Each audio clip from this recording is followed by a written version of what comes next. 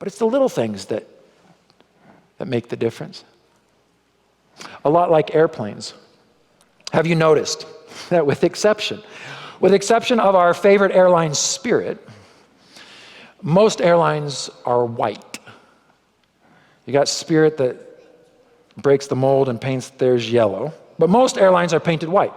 There are several reasons. One is heat, but another is weight. Dark paints have more pigment, which makes the plane heavier. It is said that if an entire plane was painted a dark color, it would add the weight of 7 or 8 passengers.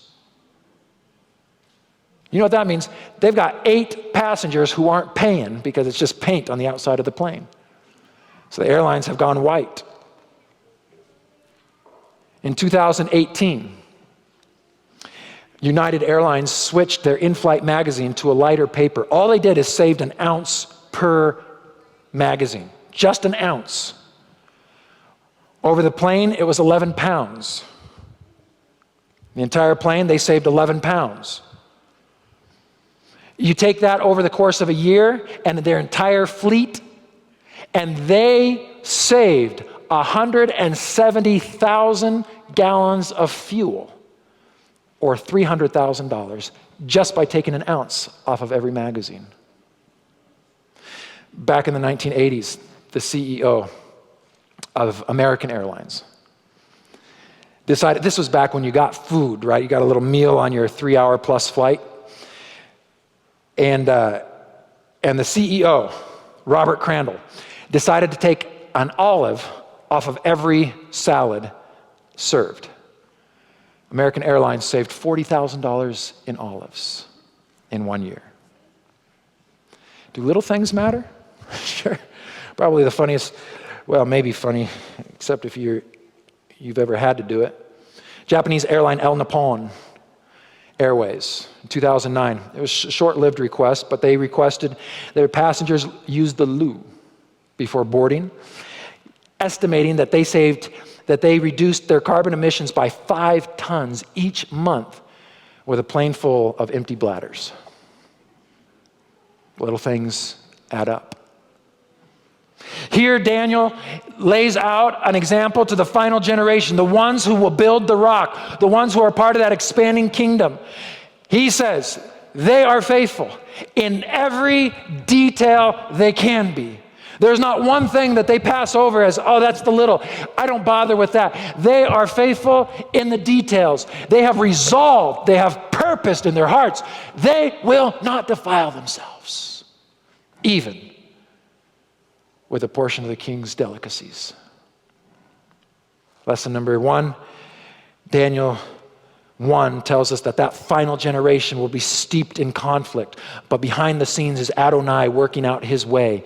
Lesson number 2, that this final generation that's part of it, that expanding rock, will be concerned, resolved, determined in their hearts that they will not give in one area. Oh, beloved, if we could just grasp this. This is serious, this is life and death, and we have people, even ourselves, that play with this. It's not a big thing. No. We know what we're doing. It's just a little thing. Little step. Yeah, I mean, it's not really immoral. Maybe it doesn't give it's not a big thing. It's just a little thing. I'll compromise in this one area because it saves me money. I'll compromise. I'll give up what I believe is absolute faithfulness. Joseph, Daniel, saying, no, we will have nothing to do with this. And we begin to play the game of it's not a big thing, or I'll just do it this once to save some money or to save a friend. You're playing with your eternity and the eternity of others. The final generation will be faithful, purposing in their hearts that even, I remember calling a friend of mine, hey, listen, we were talking about something and I said, listen, if I fudge the date that I moved to Colorado by just a couple of days, I save myself the penalty of not having registered my car within a certain amount of time. And he said to me, Michael, pay the penalty and do what is right. fudge the date. It's just a week later. Nobody cares. Doesn't hurt anybody. Pay the fee and do what is right. Lesson number 3. I had to look this word up. It's in the glossary of military terms. I just had to make sure. Is it actually a military term, or is it infiltrate? No, I looked it up in the glossary. It's an actual word where small groups of personnel, assuming soldiers, are put in behind enemy lines in an enemy context, in a hostile territory. Infiltrate. Daniel chapter 1 tells us that God's plan is to infiltrate the enemy territory. What does this have to do with you? Let me tell you. First, let me convince you of this is exactly what God did. Daniel chapter 1 and verse 5. What does Daniel chapter 1 and verse 5 say? This is Daniel and those captives, they were trained for 3 years by Nebuchadnezzar and his educators. And after, they were to enter the king's service. Now, this is powerful. I've never seen this before. Nebuchadnezzar had a plan to train these young people for 3 years so that afterwards, it's brilliant, he would retread them as his representatives to go back to their people and represent his values to their people. That's his service.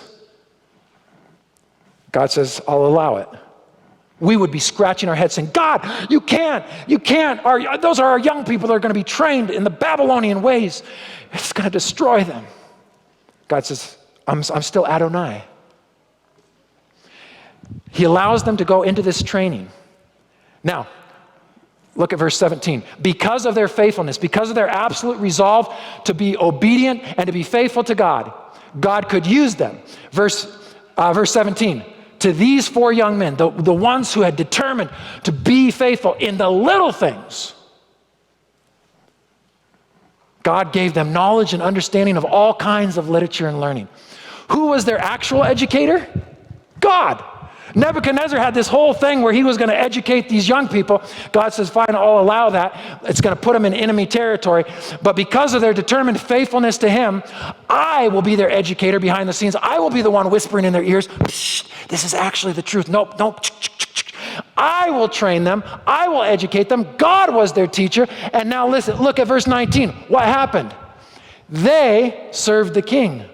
Nebuchadnezzar all the while is going, I got some bright minds working for me. And God is behind the scenes saying, you just let the enemy into your camp. You open the door for my people.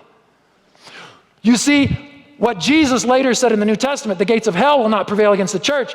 The church is not to have its gates so the hell cannot prevail, but hell itself ought to be afraid of the church. Nebuchadnezzar opened the doors to Babylon and said, hey, I'm going to train you. God said, they're faithful to me. I'll be their teacher. And while they served the king, they served the king from Adonai. Babylon, or Nebuchadnezzar thought he had a good plan, but he opened the gate and his camp was infiltrated. That's the final generation. That's how the final generation works. The culture of today will try to brainwash you. It'll try to consume you. Hey, watch more media. Oh, please don't. Get on this, follow this, believe in this, put your backing behind this earthly individual. It will try to brainwash you, as Nebuchadnezzar did, even changing their names. He tried everything. But because of their absolute resolve to be faithful to God and to be determined, purposed in their heart, this was not a casual decision. This was not a one-off. This was an absolute unbending decision. We will not defile ourselves. Because of that decision, God was able to be their educator. And then he said, hey, I need you in Babylon.